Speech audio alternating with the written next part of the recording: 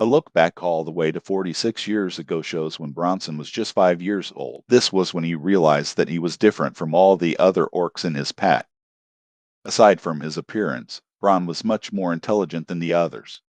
Bron began reading books left behind by humans, but orcs normally communicate by fighting. Unfortunately, Bron was too strong, so he could never relate to his kind. Bron decided to improve the lives of the orcs, so he taught them how to make a fire and how to communicate in other ways.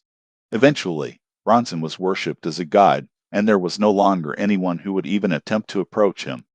This included his own family, so Bron was all alone. One day, Bronson returned from some scavenging to find that all the orcs lost their lives in a flood.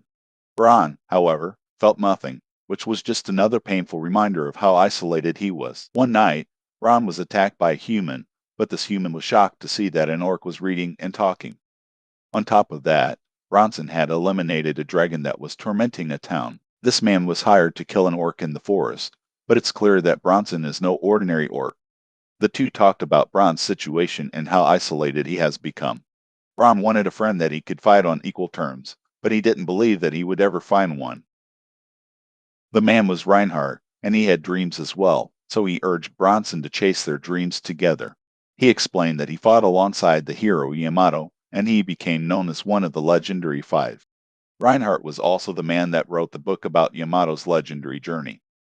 He said that he wanted to defeat Kaiser Alciate, and he knew how audacious that dream was. The man thought that Bron was much closer to achieving his dream than he thought, so Bron agreed to journey with him. This was when Bronson became an adventurer, and the pair founded the Orch Alchemist. Just like Reinhardt said would happen, people with power equal to Bron's assembled. They all had their own unique skills, but what Bron longed for was a fistfight like what happens between orcs. This was when Bronson came up with his training plan, but Mizet doubted that there was any person on the planet that would be able to survive it. After a while, Bron nearly gave up on his dream, but eventually, Rick showed up. Back to the present, Bron is ready to fight. Rick thinks about how Bron was alongside him throughout all his training, but he never realized how much time Bron was devoting to him. Rick thinks about the skills he can use, but he doesn't feel right fighting Bron this way because Bron is looking for a straight-up fistfight. He remembers being taught about the orcs' quarter thumbs up, which is a sign that two fighters will abandon the thought of running away so they can solely trade blows. Everyone is then shocked when Rick shows this quarter thumbs up to Bronson. Rick apologizes to Riomet because he knows that this means he won't be able to take her on the hot springs trip. Riomet is actually happy, though, because Rick's selflessness is why she likes him. Bronson reciprocates Rick's gesture, so the two start duking it out. The sheer force of their punches causes massive damage that can be felt throughout the entire arena as they beat the pulp out of each other. Rick realizes that it's thanks to Bronson that he's been able to chase his dream, so he has to repay him. Mizet can tell that things are going to get even more dangerous, so he asks Lysette to lend him some magic. She does as he begins an incantation, and Mizet teleports the entire audience away to safety. Kelvin wonders why he did it, so Mizet explains that Rick and Bron's fight is going to cause an unworthy amount of damage. Everyone is outside, but they have no clue what just happened. Rick and Bron continue to go at each other, and everyone has to brace themselves. Their analysis determines that Rick has landed more punches, but Bron is several levels above him in terms of power per punch. The two warriors exchange some serious blows, but Rick takes the brunt of the damage. Rick can barely stand up, but he refuses to give up because he hasn't paid Bron back yet. The battle continues as they bash each other's faces in, and Bron laughs for the first time in this anime. Eventually, Rick gets absolutely rocked as Bron sends him right through the arena walls, and Rick questions if this is as far as he can go. Rick is exhausted, so he convinces himself that the fight he put up was good enough for someone like him.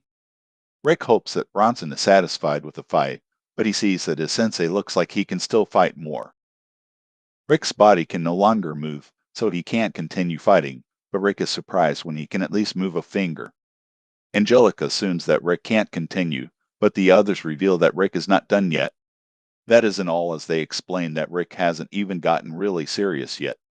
Rick determines that he isn't good enough to be called Bronson's equal, especially since this was just a simple fistfight for him. However, Rick can't let himself rest as this fight hasn't been nearly enough to repay Bronson for everything he has done for him. Rick unleashes an incredible amount of power, and Marionette explains that he's using his inborn skill called Reckless Soul. Power surges through Rick's body, and everyone celebrates because their goal to shock Bronson is complete. It turns out that they wanted to surprise Bronson by helping him achieve his dream of fighting an equal opponent. To do this, they gave Rick special training and kept it a secret from Bronson. They were able to help Rick learn how to control his inborn skill and how to use it at will. The condition to activate Reckless Soul is to be ready to exceed his limits in order to battle someone far stronger than himself. What he needs to activate it is not magical power or physical strength, it's the strength of will. Incredible amounts of power continue to surge from his body, and Marionette declares that the real fight begins now. The powered-up Rick battles it out once again, and everyone watching becomes worried. Bronson's amazed by everyone's surprise, and he realizes that while he was super focused on his goal, he didn't notice how much everyone cares about him. Bronson finally acknowledges that he has friends now, and he hasn't been alone for a long time. The two warriors continue their battle, and Bron finally experiences what it's like to be pushed to exhaustion. The others can tell that they have both surpassed their limits, and the next hit will decide everything. The two guys charge at each other, and they both land their final punch. No one can tell who won, and they find that both of them are still standing up somehow. Rick can barely speak, but he acknowledges how incredible Bronson is. He explains that even after everything he has done, he still wasn't able to beat Bronson. Rick collapses, but Bronson has no clue what Rick is talking about. He explains that they'd only got to this point because Rick chose to humor Bronson's dream and gave him a fistfight. Bronson declares that victory belongs to Rick, and he collapses as well. Afterwards, Rick wakes up after sleeping for 3 whole days. Rick can't understand why he was given the championship belt, so Bronson explains that it's because Rick won the war. Rick is grateful, but he knows that he wouldn't have been able to defeat Bronson if he used his heal ability on himself over and over again. Bronson doesn't want him to be down on himself, so he tells Rick that he's incredibly strong. He acknowledges the others as well and thanks them for being his friends. The group finally has the second of the 6 jewels, so they are one step closer to Yamato and Kaiser Elite. They also have a fake replacement jewel to put in the belt. Just then, Rick wonders how old Reinhardt is because he fought alongside Yamato, but that was over 200 years ago. Reinhardt's exact age is unknown, but his inborn skill is what has extended his life. He has been gone for a while, but it's only because the deadline for his book was closing and he's on the run. That night, Snape explains that Rick and Bronson both declined the victory. The tournament can't be left without a winner, so Kelvin is now champion again. Kelvin can't accept this decision, so Snape asks him to at least watch over the belt. Our group prepares to go home, but everyone scolds Rick for trying to bring back too much food. Bronson thinks about Reinhardt and hopes that he can tell him that his dream has finally come true. Angelica says goodbye as well, but Rick is shocked to hear that she will be back because Bronson promised to train her. Rick can't believe that she's willing to sacrifice her life. Angelica is determined to catch up to Rick and even surpass him.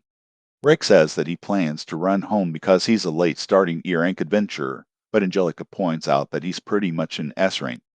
She assumes that Rick will be running his typical 500 kilometers, but she is shocked when Rick says that their house is actually 2,800 kilometers away. Angelica fears that their food will rot in the carriage during the long trip, but Mizette uses enhancement magic to buff up their horse. Rick is ready to go, but Brunette first wants to know when they will be going on their hot springs trip. Bronson reminds him that he did actually win the tournament, and Rick imagines what the trip would be like. Rick says that he didn't actually win, though, and Mizette agrees that it was a draw.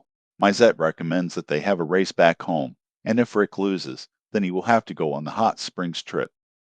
On top of that, he will have to do 100 times the training. The race begins, but Rick stays behind to promise Brunette that he will take her to the hot springs one day.